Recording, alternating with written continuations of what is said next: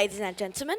Today I would like to talk about the government's role in public health in light of the recent report on processed meat by the World Health Organization's International Agency for Research on Cancer. Does that report signal a need for the government to be stepping into our kitchen? There has been an explosive amount of media coverage with headlines like, "Processed meat rank alongside smoking as cancer causes." Isn't it daunting to be hearing news like that? It is actually dangerous and misleading to overplay the IARC scripting, which merely indicates the cancer causation link. We should read that alongside with other equally important information. According to the Cancer Research UK, it was found that only 3% of all cancers are attributable to eating processed meat and red meat, in contrast to a much higher risk level of 19% for smoking. With that in mind, should the government be liable to enforce warning labels on meat products? I would say yes for processed meat, but no for other meat categories like fresh red meat and fresh white meat, which are not proved to be definite causes of cancer. According to the IARC report, processed meat is a definite cause of cancer. Since it has limited nutritional value, I would suggest that the government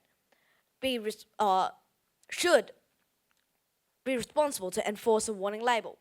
However, I would suggest that the warning labels be not as mind-disturbing as those in the cigarettes, as the cancer risk involved is not as high as those of cigarettes. The other contentious meat category is red meat. It is a major source of iron, zinc, and vitamin B12, and is only a probable cause of cancer.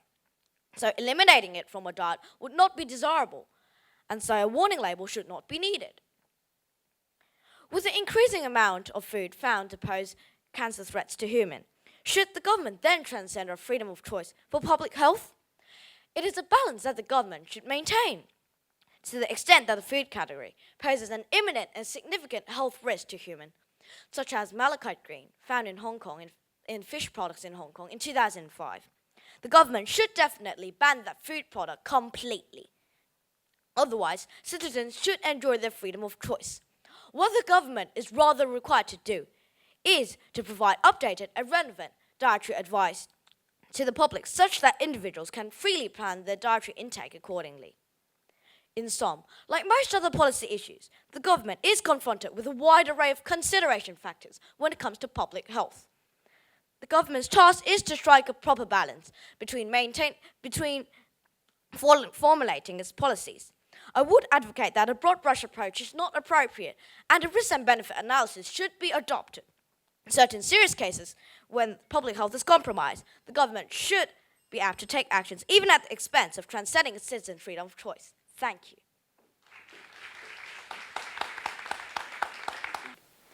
Good morning, Mr. KWOK. Thank you.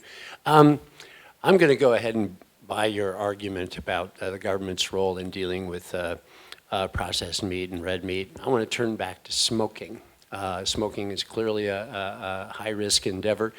Do you think that anti-smoking advertisements, bans on indoor smoking, are effective? And what else could be done to discourage people from smoking to address this problem?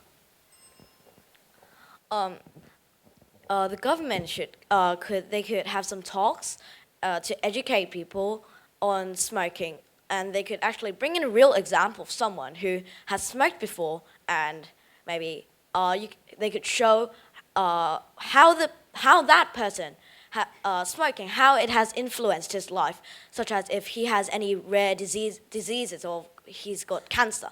Or maybe they could talk about, they could find somebody to share his or her experience on smoking, if he has how smoking has influenced him or her, or if he or she has changed from smoking to not smoking. He or she has found out the benefits of not smoking. So that could tell the public that smoking is a very dangerous issue, and the public would rather listen to that than just ignoring those kind of advertisements. You may already be considering what career path you'd like to follow. And Hong Kong has been criticised for offering a lack of diversity in career options with a particular focus in the finance industry. Do you think this is fair, and can Hong Kong do anything to change it?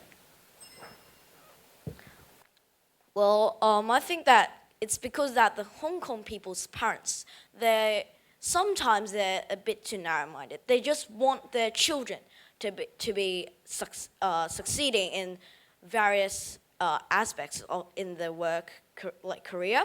Like some parents just want the children to be doctors or like finances, but I think that they should actually let the children pursue the interests in their career, like in their life, such as like I do. I wanted to be a writer since I was 4, and then, because that's kind of special job, and my mother doesn't really disagree.